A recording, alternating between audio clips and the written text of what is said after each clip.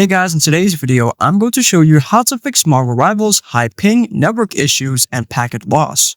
Let's begin. So what you need to do first is you need to open up your settings, and then you are going to go to the left side, then select network and internet. After selecting that, you are going to scroll all the way down and then look for something which says advanced network settings. Afterwards, look for something which says network resets. Reset all network adapters to factory settings. And then you are going to select reset now.